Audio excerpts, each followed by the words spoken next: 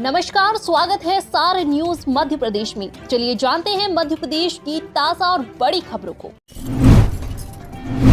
अब 15,000 रुपये प्रतिमाह मिलेंगे। गृह मंत्री बोले आजीवन कारावास वाले 182 कैदी भी रिहा करेंगे। द्वितीय विश्व युद्ध के भूतपूर्व सैनिकों और उसमें हिस्सा लेने वाले दिवंगत सैनिकों की पत्नियों के सम्मान निधि में मध्य प्रदेश सरकार इजाफा करने जा रही है। गृह मंत्री एवं जेल मंत्री डॉक्टर नरोत्तम मिश्र ने बताया कि सम्मान निधि अब 15,000 रुपये प्रतिमाह की जाएगी। गृह मंत्री बोले आजीवन कारावास वाले 182 कैदी भी रिहा किए जाएंगे। केंद्रीय मंत्री ने कहा भूल गए हैं कांग्रेसी कमलनाथ और दिग्विजय सिंह। केंद्रीय उड्डयन मंत्री ज्योतिरादित्य सिंधिया ने एक बार फिर कांग्रेस आड़े हाथ लिया।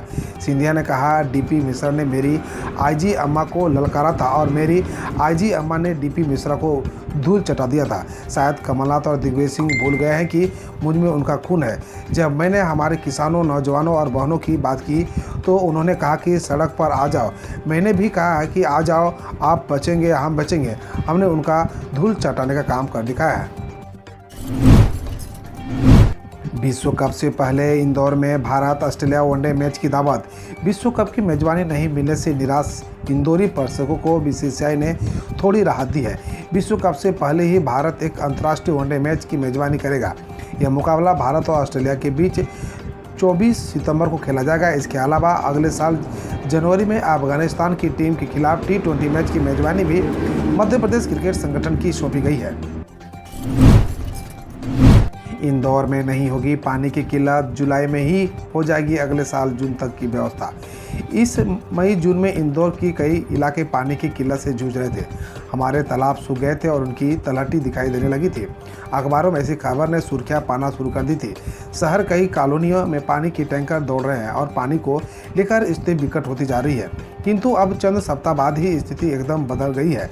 बादलों ने इंदौर में ऐसा नेह बरसाया है कि हमारे सारे तालाबों में खूब पानी आग धमका है। धरती का कंठ अब प्यासा नहीं रहा। तालाबों में पानी की फसल लहला उठी है। स्थिति इतनी सुखद है कि इस बार इसी जुलाई माह में तालाबों में इतनी पानी भर आएगा कि वर्ष 2024 तक के लिए पानी की व्यवस्था की गई है। आइए, मुख्यमंत्री और गृह मंत्री को अशब्द लिखने पर मासिक पत्रिका ने संपादक पर एफआईआर दर्ज।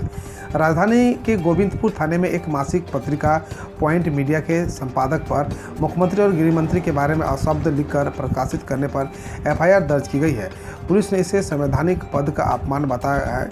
पुलिस जल्द ही संपादक पर गिरफ्तार करने की कार्रवाई करेगी। पत्रिका के प्रकाशित जिस लेख पर संपादक का प्रकरण दर्ज किया गया वह 15 जून से 23 जुलाई 2023 के बीच प्रकाशित हुई थी। जबलपुर सहित संभाग के जिलों में अधिकांश स्थानों पर गरज चमक के साथ अच्छी वर्षा के आसार। वर्षा के आसार बन रहे हैं। बंगाल की खाड़ी में आंध्र प्रदेश तट के पास हवा के ऊपरी भाग में एक चक्रवात सक्रिय हो रहा है जो मंगलवार को कम दबाव के क्षेत्र में परिवर्तन हो सकता है। इसके अतिरिक्त प्रदेश के मध्य भाग में एक मौसम प्रणाली बनी हुई है। वहीं मानसून द्रोणिका भी प्रदेश के माध्यम से होकर गुजर रही है।